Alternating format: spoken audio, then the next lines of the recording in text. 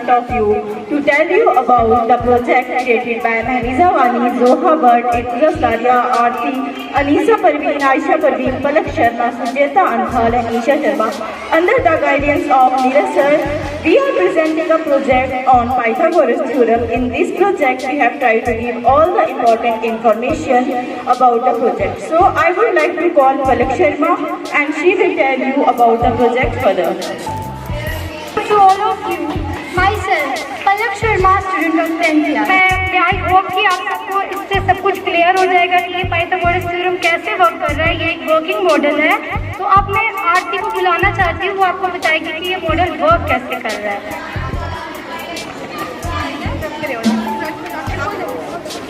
From class 9. Today I am going to explain the working model of Pythagoras theorem. Basically, this theorem is named after the name of great mathematician Pythagoras, in which he told that hypotenuse square is equal to base का square plus perpendicular का square.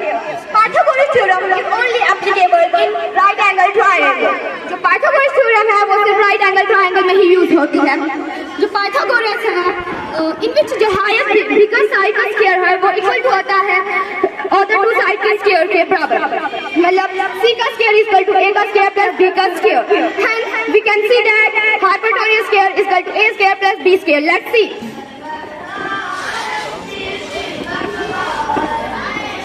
जो hypotenuse का square है वो इन दोनों में आ चुका है, a का square है b का square, और जो इन दो का square है वो इसमें आना चाहिए.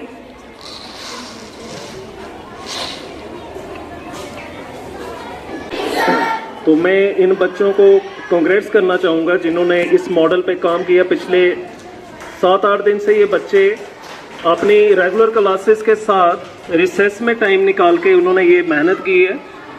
मेरा थोड़ा सा ही रोल था इसमें, जस्ट इनको एक आइडिया देना, और उस आइडिया को इन बच्चों ने एक फिगर के रूप में, एक शक्ल के रूप में, एक मॉडल के रूप में उसको आपके सामने प्रेजेंट किया। मैथ्स की बहुत ही इंपॉर्टेंट एक थ्योरम है जिसके बेस पे हम बहुत सी प्रॉब्लम को सॉल्व कर लेते हैं। ट्रिग्नोमेट्री की जितनी प्रॉब्लम्स हैं वो सारी पाइथागोरस पे ही बेस्ड है। तो ब्रीफली बताना चाहूँगा आपको, पाइथागोरस जो थ्योरम है अकॉर्डिंग टू पाइथागोरस थ्योरम, एक साइड का जो स्क्वायर है वो इजिकल टू दो साइड के स्क्वायर के सम के बराबर है।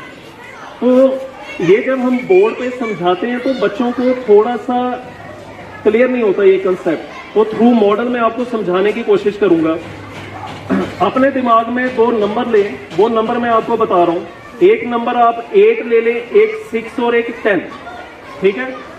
8 का स्क्वायर करने पे हमें जो नंबर मिलेगा वो 64 मिलेगा, और 6 का जब आप स्क्वायर करोगे तो आपको एक वैल्यू मिलेगी 36, और 10 का जब स्क्वायर करेंगे तो हमारे पास कौन सी वैल्यू आएगी 100।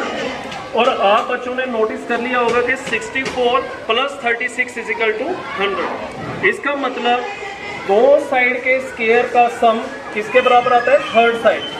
तो थ्रू मॉडल हमने ये आपको बताने की कोशिश की है। पाइथागोरस के अकॉर्डिंगली हमारे पास ये जो साइड है ये हाइपोटेन्यूज है, ठीक है। एक साइड हमारा बेस और थर्ड साइड इज परपेंडिकुलर। इन दो साइड का सम, बेस का स्क्वायर प्लस परपेंडिकुलर का स्क्वायर, अकॉर्डिंग टू पाइथागोरस किसके इक्वल होता है, हाइपोटेन्यूज। तो वही हम मॉडल के थ्रू बता रहे हैं कि जितना स्पेस ये दो मिलके ऑक्यूपाई करते हैं उतना अकेला कौन कर रहा है, हाइपोटेन्यूज। अगर हम इसको रोटेट करेंगे तो आप देख रहे होंगे कि जितना मटेरियल, जितना एरिया इसने ऑक्यूपाई किया था इक्वल टू सम ऑफ 2। अगर हम इन दोनों का टोटल करें तो वो टोटल किस में आ जाएगा, इसमें। बात समझ में आ रही है। तो इन दो साइड का square is equal to square of the third side, and it is the longest side of the right angle triangle. तो आई होप आपको आइडिया लग रहा होगा।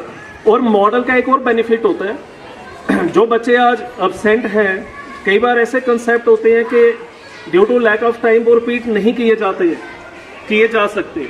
बट अगर हमारे पास वर्किंग मॉडल है तो जिन बच्चों को ये समझ में आ गया होगा तो वो उन बच्चों को भी इसके थ्रू क्या कर सकते हैं, गाइड। तो थैंक यू वेरी मच। ये मॉडल जो था ऐसे आपने पाइथागोरस थ्योरम पता नहीं कितनी बार पढ़ी होगी, याद की होगी, लेकिन ये आपको अब उम्र भर याद रहने वाली है। और जब आप अपने छोटे भाइयों को पढ़ाओगे तो ज़रूर आपको ये हेल्प देगी। ऐसी चीज़ें जो हैं मॉडल के थ्रू जो है हमारी जो कंसेप्ट है वो बहुत क्लियर हो जाता है। इसलिए हमें क्या करना है कि जिसका मॉडल बन सकता हो उसकी कोशिश करनी है और उसके कंसेप्ट को समझने की कोशिश करनी है। तो पाइथागोरस आपको समझ आ गई होगी।